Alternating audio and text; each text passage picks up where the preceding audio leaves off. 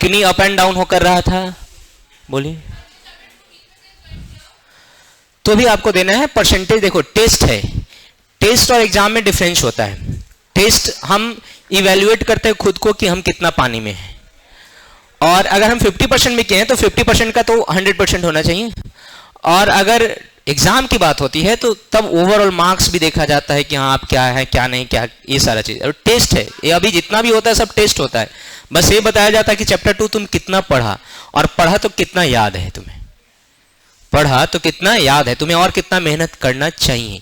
ये इसलिए टेस्ट से कभी नहीं घबराना है। एग्जाम से हो सकता है एंजाइटी हो, फियर हो, लेकिन टेस्ट से तो कभी नहीं। टेस्ट तो चिल मोड में आके देना है, जो पढ़े वही देना है भाई साहब। जो याद है बस थोड़ा बहुत रिवाइज कर लो, और जब पूरे सप्ताह, पूरे जितना दिन तक क्लास चल रहा है पूरा रिवाइज रिकॉल करोगे तो टेस्ट कुछ है ही नहीं। तो टेंशन में आने की जरूरत नहीं कि हाफ से क्या फुल, इट्स ओके। आपको आना है, टेस्ट में अपियर होना है, हाफ रहो चाहे फुल रहो, अपियर होना है। तुम अपियर देके 0 मार्क्स लेके भी जाओगे तो 50 रुपए तो कम से कम बचेगा तुम्हारा। और अगर 0 मार्क्स लेके भी नहीं, 50 रुपए तो तुम्हारा डिट्टो जाएगा। और मतलब डिट्टो जाएगा तो जाएगा। अगर अगला दिन तुम 50 रुपए लेके नहीं आए, तुम्हारा चश्मा से लेके मोबाइल सब कुछ जब्त कर लेंगे। 50 रुपए में के एवज में जो कुछ होगा ना, तुम्हारे पास कुछ नहीं होगा, तुम्हारा चप्पल जूता रखवा देंगे यहाँ पर और पैदल भेजेंगे, याद रखना। अब सुन लो ठीक है। अब इधर देख लो भाई साहब, कन्वेंशनल करंट होता क्या था। जैसा कि हम जानते हैं, सुन लो, जैसा कि हम जानते हैं कि अगर किसी कंडक्टर के अंदर कंडक्टर के क्रॉस अगर हम पोटेंशियल डिफरेंस अप्लाई करें, क्या अप्लाई करें? Potential difference. तो ये पॉजिटिव टर्मिनल है और एक नेगेटिव टर्मिनल। होता क्या है कि करंट जो इलेक्ट्रॉन के फ्लो के वजह से होता है सिर्फ और सिर्फ सॉलिड कंडक्टर में, तो इलेक्ट्रॉन पे कौन सा चार्ज होता है? नेगेटिव। और इलेक्ट्रॉन फ्लो करने लगता है किधर? पॉजिटिव चार्ज की तरफ। ये पॉजिटिव बन गया ना, तो इधर फ्लो करने लगता है। लेकिन हम जानते हैं कि हमेशा करंट या वाटर या किसी भी चीज या पॉजिटिव पार्टिकल का जो फ्लो होता है ना, हमेशा हायर पोटेंशियल से लोअर पोटेंशियल की तरफ होता है। किधर? तो ये तो हायर पोटेंशियल है। ये कौन सा पोटेंशियल है? हायर पोटेंशियल है। और एक क्या है? लोअर पोटेंशियल है। तो चार्ज, जो हमारा चार्ज कैरियर इलेक्ट्रॉन है, उसका फ्लो तो उल्टा हो रहा है, लोअर से हायर। तो क्यों? क्योंकि यहां पर चार्ज क्या है? नेगेटिव। तो हम इलेक्ट्रॉनिक करंट को भूल गए। इलेक्ट्रॉनिक करंट को देखिएगा तो इलेक्ट्रॉनिक करंट का डायरेक्शन कंसीडर कीजिएगा तो इधर होगा। तो हमने कहा कि नहीं, ये उल्टा है भाई साहब। क्यों उल्टा है? क्योंकि चार्ज हमेशा फ्लो करता है, या फिर आपका करंट फ्लो करता है हायर से लोअर, और तुम्हारा चार्ज का फ्लो क्या कर रहा है? तो हम लोग जूनियर सेक्शन में आपको बताया जाता है कि ये मान लो कि करंट का जो डायरेक्शन होता है उसको कन्वेंशनल करंट इसलिए कहते हैं कि इसका कोई लॉजिक नहीं है। साइंटिस्टों ने माना कि हम हमेशा चार्ज जो लेते हैं, टेस्ट चार्ज लेते हैं, टेस्ट चार्ज होता है पॉजिटिव, और पॉजिटिव चार्ज के लिए चार्ज का फ्लो आप जानते हैं हायर पोटेंशियल से किधर होता है? लोअर पोटेंशियल की तरफ। दैट इज वाई हमें करंट का डायरेक्शन पॉजिटिव टर्मिनल से नेगेटिव टर्मिनल लेना चाहिए। कन्वेंशन है, एक एग्रीमेंट हुआ, सबको ही माना, तो एक कन्वेंशन के तौर पे सबने माना, तो हमने भी माना, इसलिए इसको बोलते हैं कन्वेंशनल करंट। और कन्वेंशनल करंट का डायरेक्शन हमेशा या तो पॉजिटिव चार्ज के डायरेक्शन में होगा, फ्लो ऑफ पॉजिटिव चार्ज, जैसे कभी आयन हो जाता है H+ OH- या H+, H2SO4-, तो जहां पे पॉजिटिव चार्ज का फ्लो होगा उधर कर लोगे, या फिर अगर इलेक्ट्रॉन होगा तो उसके फ्लो के डायरेक्शन के ठीक ऑपोजिट होगा। तो कौन सा? बोलो डायरेक्शन। किसका डायरेक्शन? कन्वेंशनल करंट का। किसका? और कन्वेंशनल करंट ही हम लोग आज तक मानते आ रहे हैं कि हमेशा करंट का डायरेक्शन किधर से किधर फ्लो होता है? Higher potential to lower potential. Yes और नो? 2-4 लाइन लिखना है, डायग्राम बनाना है, लिखो तो।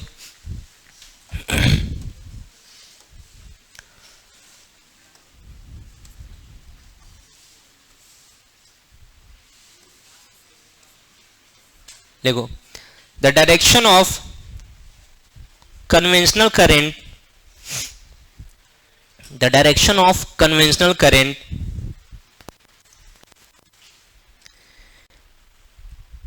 is opposite to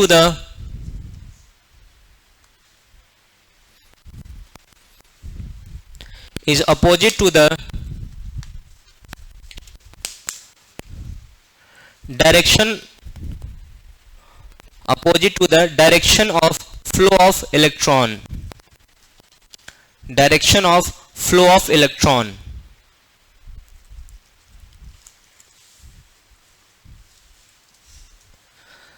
Conventionally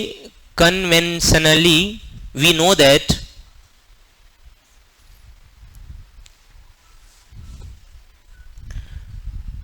test charge or positive charge, conventionally we know that test charge or positive charge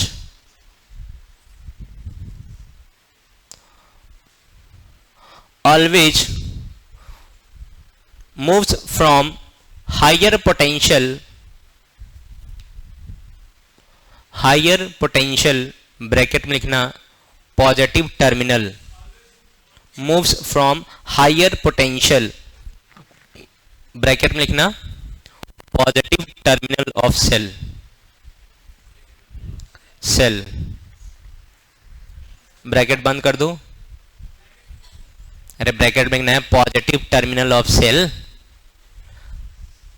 moves from higher potential, higher potential के bracket में क्या लिखना है positive terminal of cell, bracket बंद करो, to lower potential, to lower potential, to lower potential, lower potential के bracket में लिखना नेगेटिव टर्मिनल ऑफ शेल।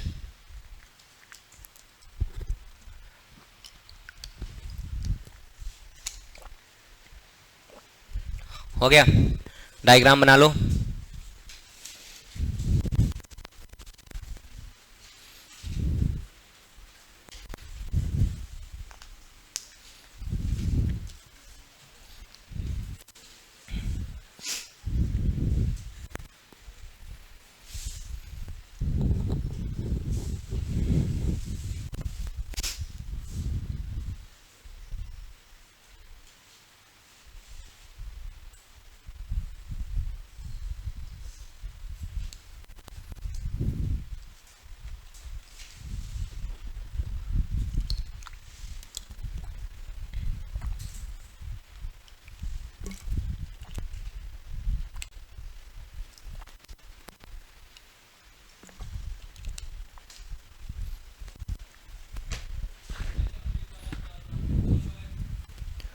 वही कन्वेंशनल मतलब होता है पहले से जो मानते आ रहे हैं उसी को बोलते कन्वेंशनल, कोई डिफरेंस नहीं है।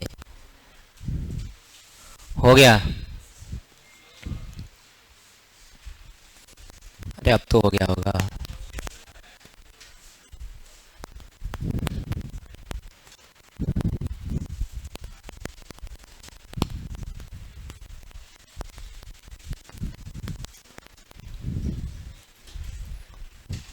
चलो बना लिया होगा।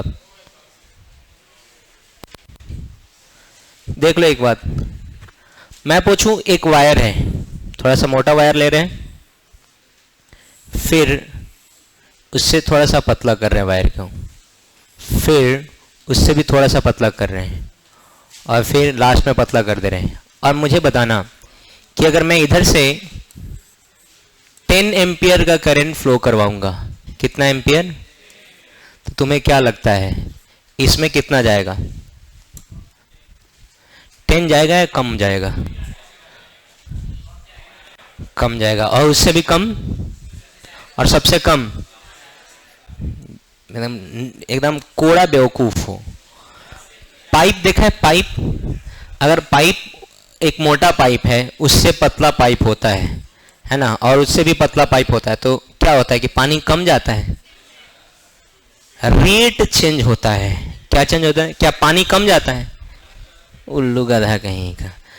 सीरीज कॉम्बिनेशन है, कैसा कॉम्बिनेशन है, 10th क्लास पढ़ा है कि नहीं पढ़ा है, 10th क्लास अगर पढ़ा है तो सीरीज कॉम्बिनेशन में करंट सेम होता है कि डिफरेंट, तो करंट में कोई डिफरेंस नहीं होता, करंट क्या जाता है सेम के डिफरेंट, करंट क्या जाता है सेम। फर्क फिर किस बात का पड़ता है सर, तो current per unit cross section area का, किसका, और जिसके वजह से चार्ज में जो फ्रिक्शन होता है वो बढ़ जाता है। और आप देखते होइएगा कि अगर हम ज़्यादा लोड वाले के लिए अगर पतला वायर यूज करते हैं तो क्या होता है, हीटिंग इफेक्ट होता है, शॉर्ट सर्किट होता है, जल जाता है। तो वहां पे फर्क पड़ता है करंट पर यूनिट एरिया का। किसका? और उसी को हम लोग नाम देते हैं करंट डेंसिटी। क्या नाम देते हैं? तो हमें जो पढ़ना है, क्या पढ़ना है? Current density. अगर हम वायर ले रहे हैं ना, सिमिलर वायर ले रहे हैं, तो करंट डेंसिटी हर जगह सेम होगा। अगर हम वायर ले रहे हैं अलग अलग क्रॉस सेक्शन का, क्रॉस सेक्शन क्या है? डिफरेंट। अब क्या है कि क्रॉस सेक्शन तो डिफरेंट है, और इसमें क्या है कि हम सेम करंट फ्लो करवा रहे हैं, दोनों सब सीरीज में है, तो करंट तो सब में सेम रहेगा। तो फिर फर्क क्या पड़ा सर? पतला वायर और मोटा वायर लेने का। तो current per unit cross section area क्या होगा? चेंज होगा। और इसी current per unit cross section area को हम लोग क्या नाम देते हैं? Current density. करंट सेम होता है लेकिन करंट डेंसिटी क्या होता है? डिफरेंट। Is that clear? और करंट डेंसिटी इलेक्ट्रिक फील्ड को भी इफेक्ट करता है, बहुत सारी चीज़ों पर इफेक्ट डालता है। तो वो सारा चीज़ आपको एक एक करके पढ़ना है। हेडिंग डालिए आप करंट डेंसिटी। हेडिंग डालिए आप करंट डेंसिटी। हो गया?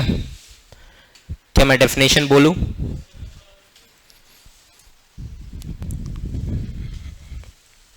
क्या मैं डेफिनेशन बोलूं? लिखो, amount of current per unit, amount of current per unit perpendicular cross section area, amount of current per unit perpendicular cross section area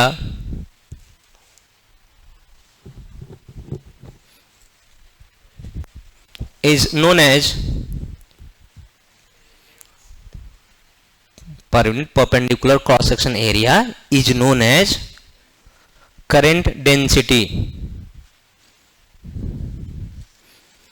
It is denoted by J,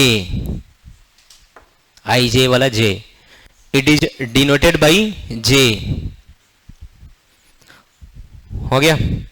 Next, it is a vector quantity. It is a vector quantity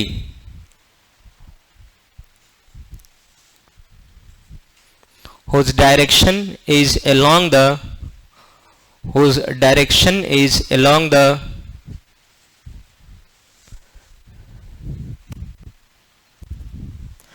direction of electric field.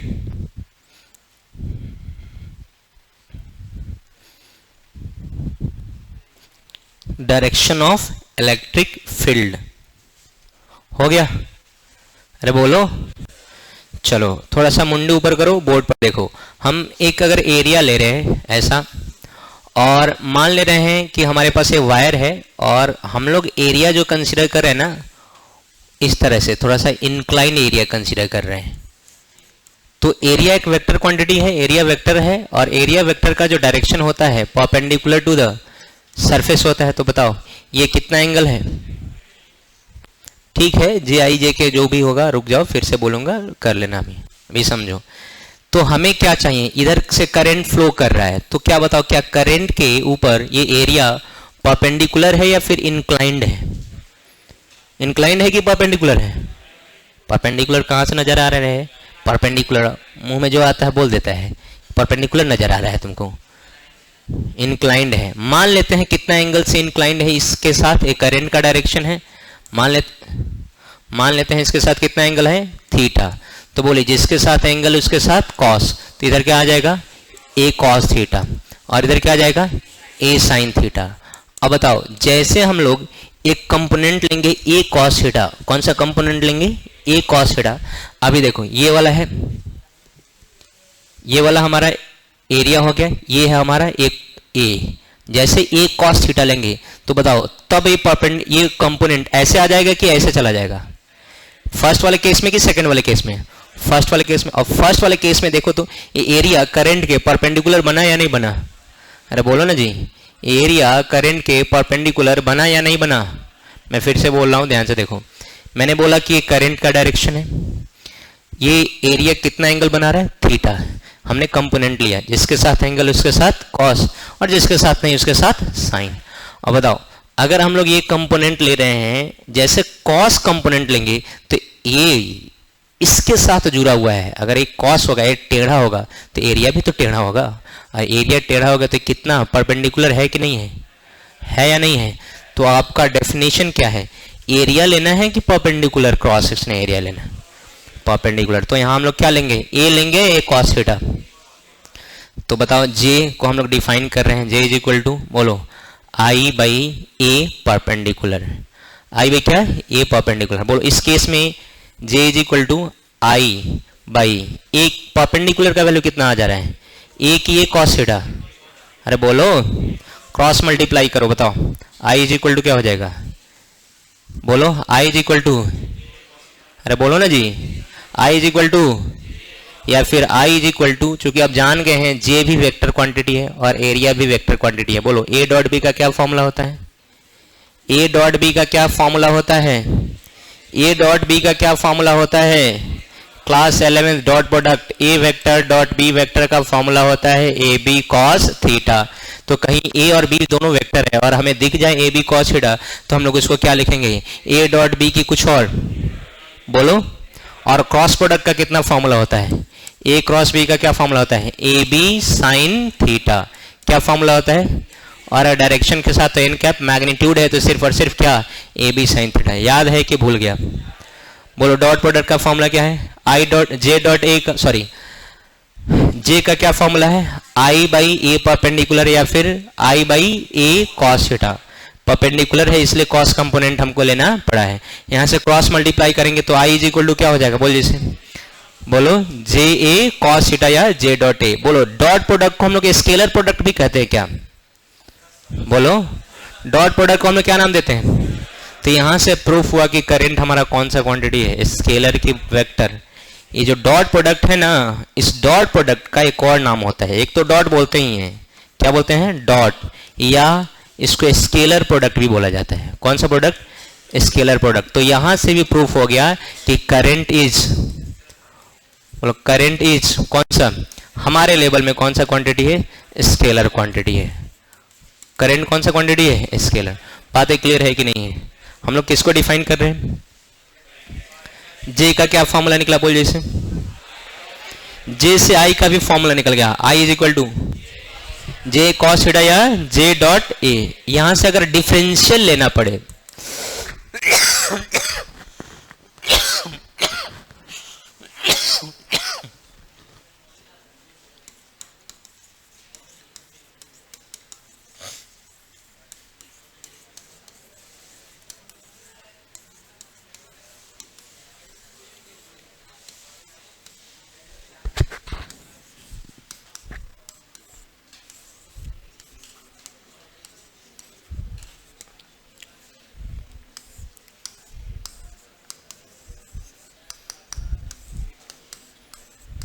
सुन लो, अगर तुम्हें variable लेना पड़े, क्या लेना पड़े? Variable, तो उस case में इंटीग्रेशन इन्वॉल्व होता है। क्या इन्वॉल्व होता है? इंटीग्रेशन। तो नेट करंट का फॉर्मूला करंट डेंसिटी से अगर निकालना होगा तो क्या लिखेंगे? इंटीग्रेशन ऑफ, बोलो, जे डॉट डी ए की डी एक्स। डी ए क्या है? एरिया। और जे भी क्या? जे क्या है? करंट डेंसिटी वेक्टर क्वांटिटी के स्केलर। इसका डायरेक्शन किधर होता है? इलेक्ट्रिक फील्ड के, बताओ ऐसा यूनिट और डायमेंशन फटाफट बता दे जाओ इसका।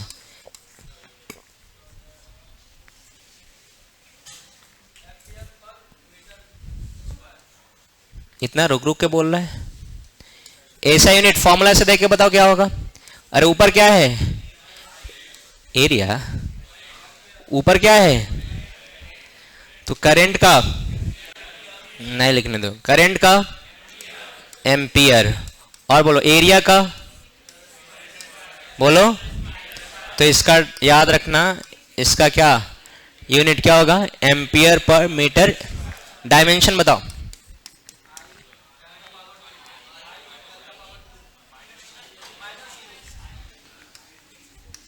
लड़की सब, तुम लोग का जो पैरेलल कथा चलता है ना, वो कौन है जी कथा देने वाली?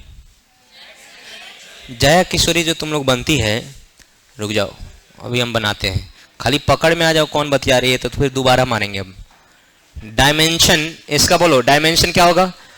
करंट का डायमेंशन ए या आई, चलो आई ही लिख ले तो, और इसका अच्छे से लिखो तो I L two the power -2, या फिर ऐसे भी लिखा जा सकता है A L two the power -2। अब कितना बकलोल सब हमको फोटो दिखाता है कि सर ऐसे लिखा हुआ है, सर आप ऐसे लिखवा दिए हैं सर, कि ऐसे लिखा हुआ है सर, और आप सर उल्टा लिखवा दिए हैं सर। तो बकलोलो सब कुछ सेम है ना। अरे उलट के लिखो पलट के लिखो कोई फर्क नहीं पड़ता है, वो होना चाहिए। अरे हाँ या ना, क्या पढ़े, क्या पढ़ा? करंट डेंसिटी क्या होता है? Current per unit perpendicular area. Area तो होना चाहिए, लेकिन कैसा? डॉट प्रोडक्ट होता है कि क्रॉस प्रोडक्ट होता है? कौन? करंट की करंट डेंसिटी। क्या फॉर्मूला होता है करंट का? जे कॉस थीटा या जे डॉट। करंट कौन सा क्वांटिटी है? स्केलर की वेक्टर। यहां से भी प्रूफ हो गया कि करंट कौन सा क्वांटिटी है, पक्का छाप डाल। अरे सब जगह एंगल नहीं होता है, तुम यहाँ एरिया वेक्टर के साथ एंगल ले रहे हो, है ना। साइन कंपोनेंट हर जगह परपेंडिकुलर नहीं होता है, समझ रहे हो। कभी वाई एक्सिस के साथ एंगल हो जाता है तो फिर कॉस थीटा ही हमारा क्या हो जाता है। तो साइन थीटा कॉस थीटा से तुमको मतलब नहीं है, ए परपेंडिकुलर से मतलब है। एक परपेंडिकुलर कौन हुआ उससे मतलब है।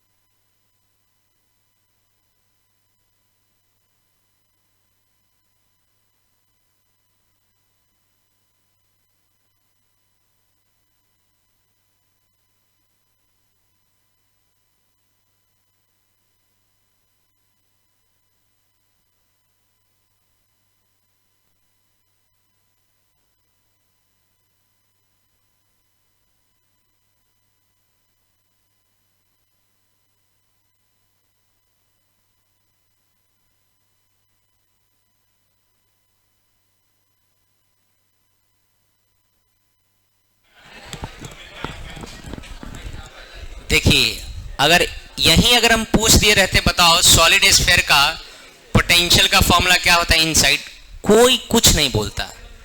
लेकिन बिना ज्ञान का ज्ञानी बने हुए हैं कि अमेरिका उसको होश नहीं दिला रहा है तो हिंदुस्तान ने उसको मार दिया, तो कराची उड़ा दिया, तो लाहौर में बम मार दिया, चट्टा कहीं का।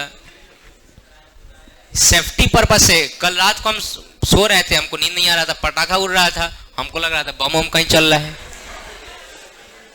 अब पूरा दिन यही न्यूज देख रहे थे, यहाँ ब्लास्ट हुआ, वहां हुआ, 15 यहाँ मरा, पुंछ में या हुआ, और रात को नींद नहीं आ रहा था।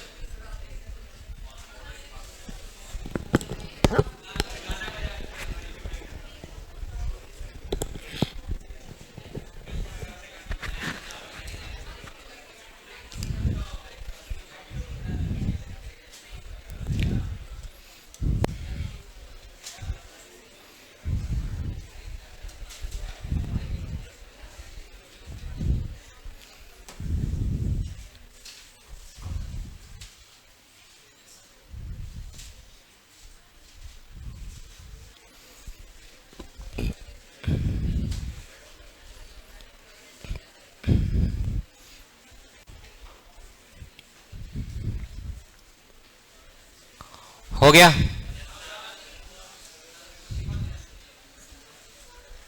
अरे हो गया, स्टार दो, लिखो तो। कंडक्टर एट स्टैटिक स्टेट, जल्दी से लिखो फिर। Conductor at static state, static state, static state. हो गया?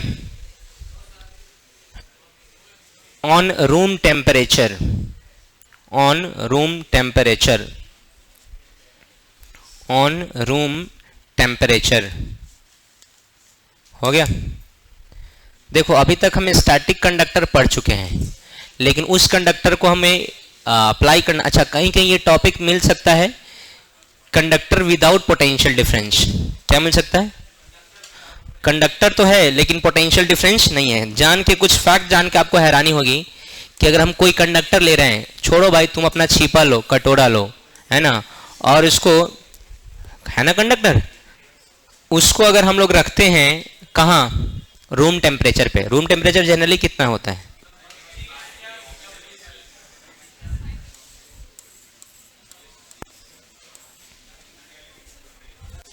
अरे बोलो, अरे तुम 27 डिग्री सेल्सियस कहते हो ना, और केल्विन में कितना, 300 केल्विन के आसपास, यस और नो।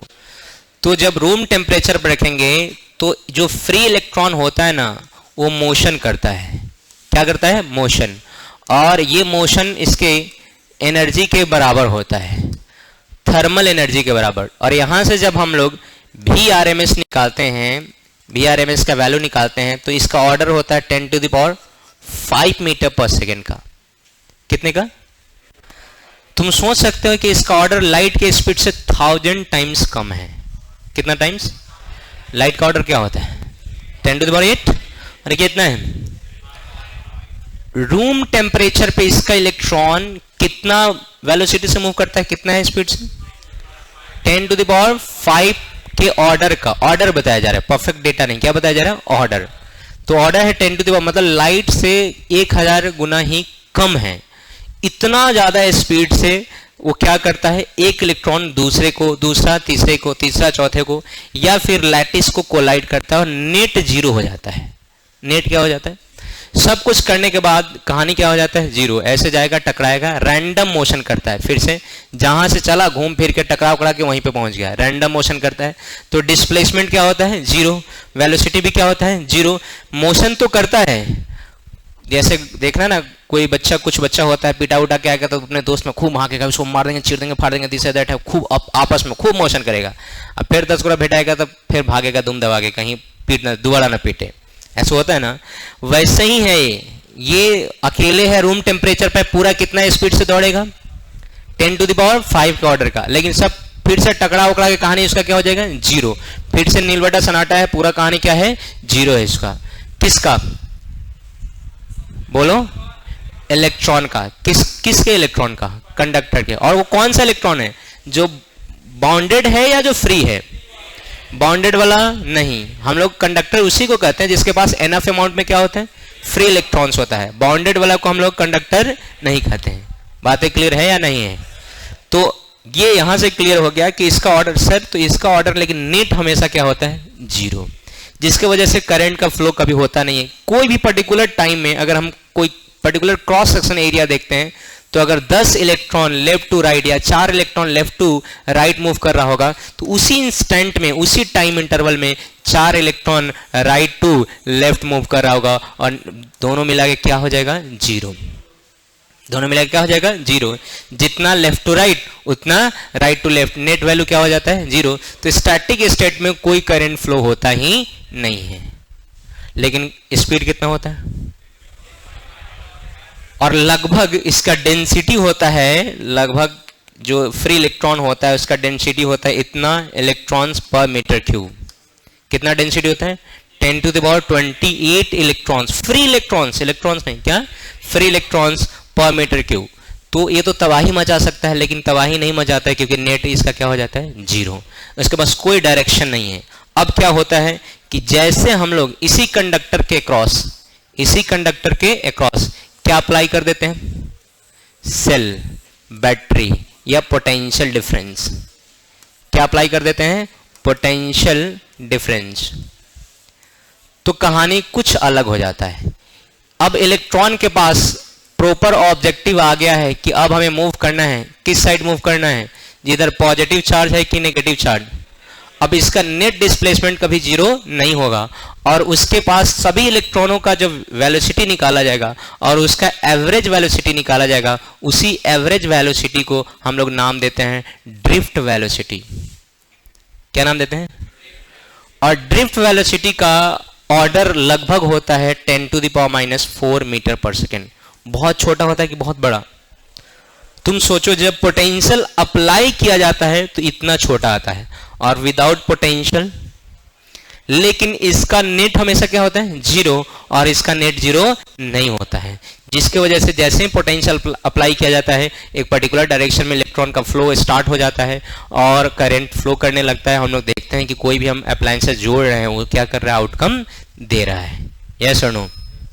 तो आपको दो चीजें पढ़नी है। पहला कि स्टैटिक स्टेट में जब कोई भी कंडक्टर रहेगा तो इलेक्ट्रॉन कौन सा मोशन करता है, जो भी फ्री इलेक्ट्रॉन रहता है वो मोशन में रहता है कि रेस्ट में, मोशन में। और वो कौन सा मोशन करता है, तो रैंडम मोशन। इसका मतलब हो गया नेट या रिजल्टेंट वेलोसिटी उसका क्या हो जाता है, जीरो। लेकिन उसके वेलोसिटी का ऑर्डर कितना होता है, 10 to the power 5 मीटर पर सेकेंड का, क्योंकि रूम टेम्परेचर लगभग कितना होता है, 3000 केल्विन। जैसे पुट करेंगे आपका VRMS का वैल्यू आ जाएगा लगभग 10 to the power 5 मीटर पर सेकेंड के स्पीड का। इसका डेंसिटी, इलेक्ट्रॉन डेंसिटी लगभग 10 to the power 28 to 29 vary करता है, लगभग 28 मीटर पर, सॉरी, इलेक्ट्रॉन पर मीटर क्यूब हम लोग मान लेते हैं। लेकिन जैसे ही हम क्या अप्लाई करेंगे, बोलो क्या अप्लाई करेंगे, बैटरी, क्या होगा, सभी इलेक्ट्रॉन एक पर्टिकुलर डायरेक्शन में मूव करने लगेगा कुछ और उन सभी वेलोसिटी के एवरेज वैल्यू को हम लोग नाम देते हैं ड्रिफ्ट वेलोसिटी। क्या नाम देते हैं, ड्रिफ्ट का मतलब होता है बहा के ले जाना। ड्रिफ्ट का मतलब क्या होता है, जैसे बाइक वाइक चलाते हुए बच्चा ड्रिफ्ट मारता है तो अपने मोशन के कारण ब्रेक ले लेता है, तब भी उसका कार फ्लो करके, कार या टू व्हीलर या बाइक या फिर जो भी साइकिल वाइकल भी फ्लो करके आगे चला जाता है। अरे होता है ऐसे, उसी को बोलते हैं ड्रिफ्ट। क्या बोलते हैं, ड्रिफ्ट। तो ये फ्लो के वजह से क्या मेंटेन हो जाता है, उसके पास जो वेलोसिटी आ जाता है उसको हम लोग क्या नाम देते हैं, ड्रिफ्ट वेलोसिटी। न्यूमेरिकली आपको प्रूफ भी करना है ड्रिफ्ट वेलोसिटी का फॉर्मूला क्या है, कहाँ से आया, ये सारा चीज उसको हम लोग कल देखेंगे। पहले आपने जो हेडिंग डाला है उसको जस्टिफाई करते हैं। लिखिए तो, एट स्टैटिक स्टेट, 2-4 लाइन लिखना है, लिखिए। At static state electrons perform random motion. Electron performs random motion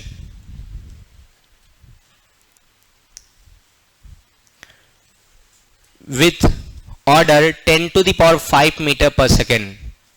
With order 10 to the power 5 meter per second. but net displacement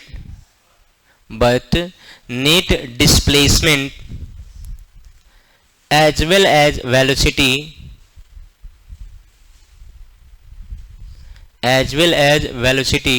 becomes zero.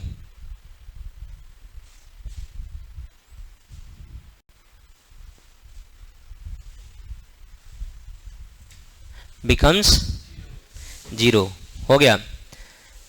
Paragraph change करके लिखना. Without potential source at particular cross section area, without potential source at particular cross section area,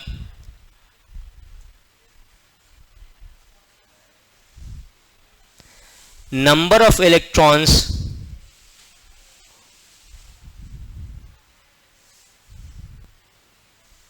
pass in opposite direction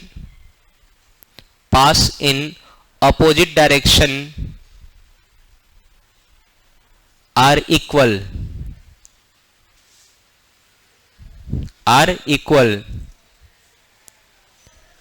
and hence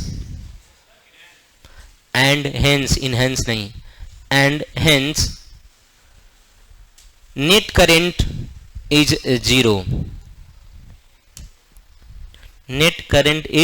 zero. हो गया. चलिए diagram बना लो फिर.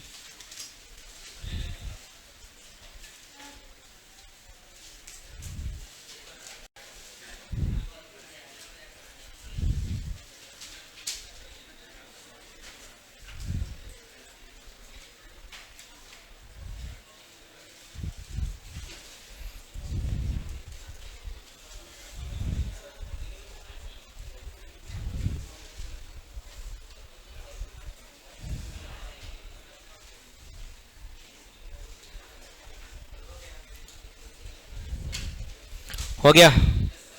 Diagram बनाने के बाद पहले गर्ल्स निकलेंगी, उसके बाद बॉयज. अच्छा एक और है क्या? ओए ये नहीं लिखना अभी, ये कल का है.